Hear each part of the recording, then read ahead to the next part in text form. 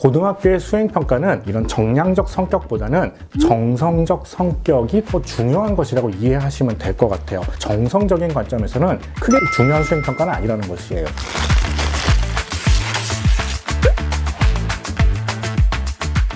안녕하세요. 파인만 입시 컨설팅의 최재환 입시소장입니다. 반갑습니다. 오늘은 학생부 기재를 하는 데 있어서 굉장히 또 고민이 많이 되는 사항이죠. 수행평가에 대해서 두 번에 걸쳐서 이야기 한번 나눠보도록 하겠습니다.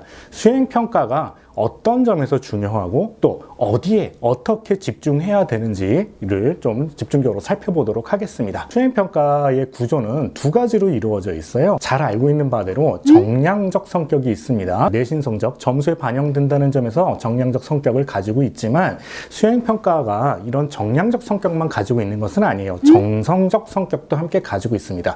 정성적 성격이라는 것은 세부능력 특기사항의 내용이 기록된다는 점에서 정성적 성격을 가지고 있어요. 그런데 우리가 이전에 중학교 때까지는 이 수행평가의 두 가지 구조 중에서 정량적 성격이 굉장히 강했습니다. 고등학교의 수행평가는 이런 정량적 성격보다는 정성적 성격이 더 중요한 것이라고 이해하시면 될 것 같아요. 교육부에서 나온 학교생활기록부 기재 요령 을 살펴보면요, 수행평가란 것은 교과 담당 교사가 교과 수업 시간에 학습자들의 학습 과제 수행 과정 및 결과를 직접 관찰하고 그 관찰 결과를 전문적으로 판단하는 평가 방법이다. 여기서 이전까지 우리 입시 채널을 잘 봐왔던 분들은 눈에 보이는 단어들이 조금 있으실 거예요. 과정이라는 내용 좀 보이죠? 관찰이라는 내용 보입니다. 그 다음에 평가라는 내용이 좀 보이죠? 이전까지 우리가 굉장히 중요하게 다뤄왔던 단어들입니다. 학생부 구조를 설명했던 이 편을 보시면 학생부 구조가 세 가지로 나눠진다 그랬었죠? 개인의 노력과 그 다음에 교사의 관찰과 평가가 또 중요하다고 제가 말씀을 드렸는데, 이런 개인의 노력, 그 다음에 교사와 관찰과 평가가 이루어지려면 어떻게 해야 될까요? 직접적으로는 교사가 학생을 일일이 다 관찰을 하면서 이 학생이 이런 노력을 했다, 그리고 이 학생이 이런 특징을 갖고 있다라는 것을 관찰하고 기록을 해줘야 될 겁니다. 현실적으로 거의 불가능하다고 생각이 들겠죠. 이런 부분을 그러면 어떻게 기록할 수 있겠어요? 이게 바로 수행평가를 통해서 개인의 노력과 그 다음에 그 학생에 대한 관찰과 평가가 이루어진다는 거예요.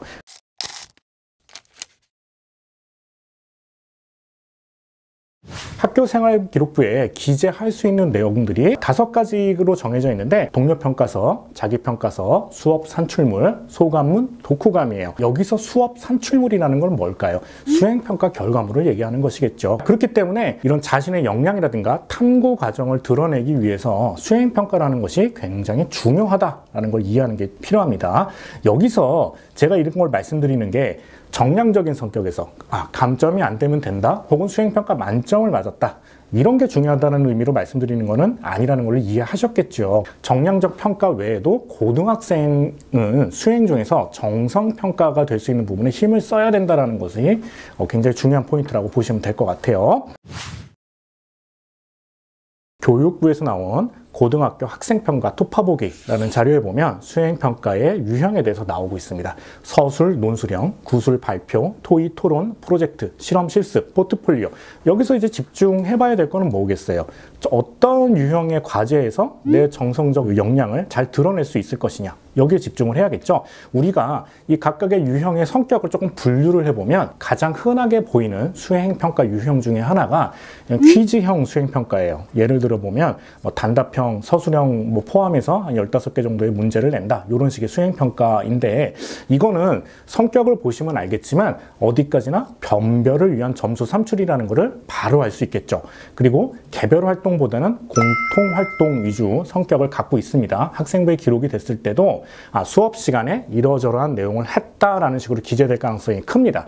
그렇기 때문에 이런 수행평가는 정성적인 관점에서는 크게 중요한 수행평가는 아니라는 것이에요. 그 다음에 나오는 또 수행평가 유형 중에 하나가 활동지를 작성하는 겁니다. 예를 들면 독서 활동지를 작성해라 같은 것들이 대표적인 것이죠. 자, 이런 것들은 어때요? 개별 활동이 있을 수 있고 거기에 따른 정성적인 내용이 들어갈 수 있겠죠. 독서 같은 것들을 어떻게 활용해야 될지 좀 궁금하시다면 저희 3편 독서편 참고하시면 되겠죠. 이 독서 활동지를 기록할 때는 책을 읽게 된 동기와 배우고 느낀 점, 부분들이 가장 또 핵심적인 내용이겠죠. 이런 부분들을 좀 주의해서 기록하시면 좋은 학생부 내용 나올 것이라고 생각을 합니다. 그 다음에 수행평가 과제 중에서 발표나 보고서를 작성하는 수행평가인데, 이런 것들이 고등학교 수행평가에서 가장 대표적이면서 가장 중요한 수행평가라고 사실 할 수 있습니다. 그러니까 점수를 위한 수행평가가 목적이 아니라 정말로 정성평가를 위한 수행평가로 나오는 것이죠. 그래서 보통은 교과 관련 흥미로운 주제라든가 진로 연관 주제를 탐구를 해서 발표를 해라 혹은 보고서를 작성해라 라고 이제 과제가 나옵니다. 자, 이런 부분들이 결국 서류 작성의 가장 중요한 단서가 되기 때문에 대충 해서는 안 되는 내용이고, 정말로 나의 탐구 역량을 잘 드러날 수 있도록 공을 들여서 사실은 해야 되는 수행평가라고 볼 수 있겠죠.